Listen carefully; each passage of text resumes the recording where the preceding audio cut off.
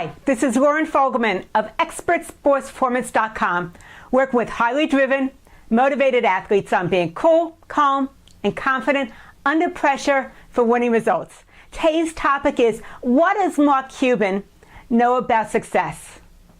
If you follow TV, you know that Mark Cuban is the Shark Tank guy. He's a billionaire that startup entrepreneurs come to, and they're trying to pitch to him, so he goes ahead and funds their startup businesses. Great idea. Interesting, because his particular angle is about the sport of business. And because he's all about success, he got my attention. I read a recent article that he wrote about the 12 rules for success. And I wanted to see, how does that apply to sports performance? Because success principles happen to be universal, and what works for business can work for sports, and the other way around. What works for sports performance works for business success also. Like I said, it's universal. And for me, looking at something that's outside the box leads to some creative thinking, innovation. It opens me up to new ideas, and that's why I want to share this with you. So, like I said, his particular article on the 12 rules for success inspired me to write a comeback. And mine was the 12 rules for aspiring athletes. Now, I'm not going to go through all 12, but I went ahead and picked 5. And I have the 5 right here, which I'll go through. And then the rest are on my blog post, which you can find at ExpertSportsPerformance.com. So let's get going. The first one is pursuit. It depends on why you're pursuing something. If you are looking to make it big in sports and really go professional, think that you're going to go the full distance, then you have to have your reason why. If your reason why is about the fame, the glory, and the money, you're not likely to go the full distance when you're really asked to step it up, dig deep, and go beyond your comfort zone. Those aren't great motivators. Those are what are called external motivators. What you want to do is find your real purpose and passion for being there. And passion is the key for really pursuing that big vision that you have and going the full distance. Because if you study the most successful athletes across the board, they're all passion in their pursuit for excellence. Afterwards, risk. The bottom line is, if you want to be great, you've got to step out of your comfort zone. Playing safe only keeps you small and in the box. What I want to do is get rid of the box, get you out of your comfort zone, and have you step up and play a bigger game. That means taking some risk. And with risk comes some disappointments, comes some failures. But along with the failures come loads and loads of insights. Let's face it, if you're going to play in your comfort zone, you're not going to win. And if there can only be one winner, then it might as well be you. So let's see what we can do to have you play a bigger game, take those challenges, learn from the disappointments, and step up so you can really step into that bigger vision of yourself. Afterwards, strengths. Now, if you know what you do well in your sports, what your strengths are, I want you to find the best coaching possible to help you develop those strengths even more. That's where your edge is. It's not just about getting the weaknesses off the table and getting those strengthened. That's a good approach. You want to be able to do that too. But what's really going to help you have that breakthrough performance is getting your strengths even stronger, so it puts you beyond the average playing field. It separates you from everybody else. That's like your go-to card. So do what you can to really find the best coach, whatever it takes to get mastery, continuing to build upon what you do well, and take those gifts and run with them. After strengths, criticism. The bottom line is, the more that you succeed, the more that you get results, people are going to put you down. People are going to question you. They're going to say, who do you think you are to be doing this? You're taking away from something else. Be ready for that criticism. And then go ahead and let it go. Now, that's just one type of criticism. That's a criticism of other people judging you.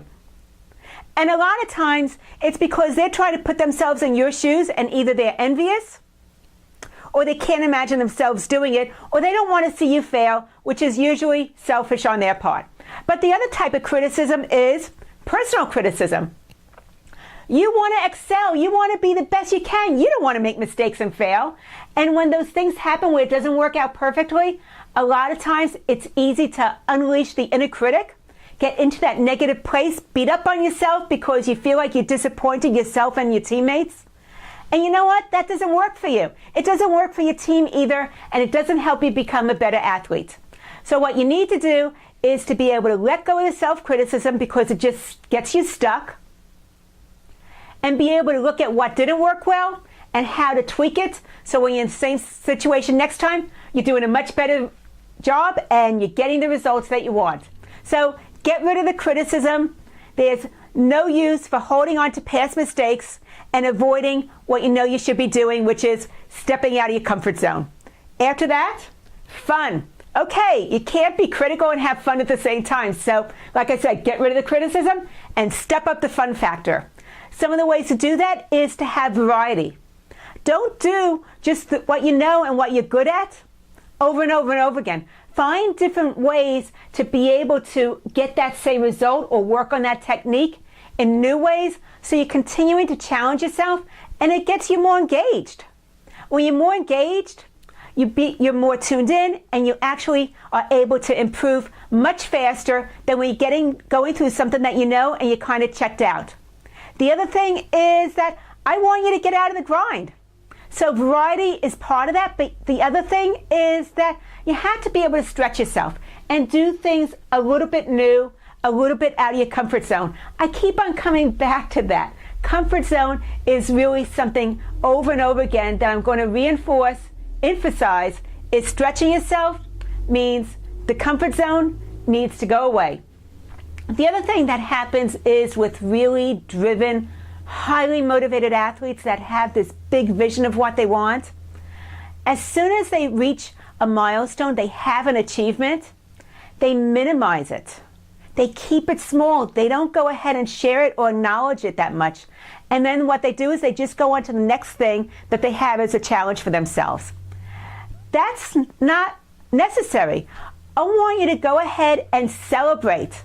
Celebrate the milestones. Celebrate the achievements. It's okay to bring that kind of attention to yourself because you worked hard, you put in the effort, and you deserve it. So these are 5 of the 12 rules for aspiring athletes that I came up with. Like I said, the rest is on my blog post, expertsportsperformance.com. But this is because I want to challenge you to be able to amp things up, be able to step up and play a bigger game. Go beyond the mediocre, go beyond average, and excel. So here's my challenge for you. Anything new takes about 21 to 30 days of consecutive activity to go ahead and reinforce. So what's one thing that you could be doing that you can bring into your training right now that's going to help to stretch you, go ahead and push the edge, and give you a competitive advantage? Just one thing, that's it. Make that decision to do it and bring it into your training program. Then what I want you to do is share it, what it is that you're working on, because when you publicly declare that you're working on something, you're going to be more likely to follow through because that accountability factor. Commit to it for 30 days and go ahead and give updates.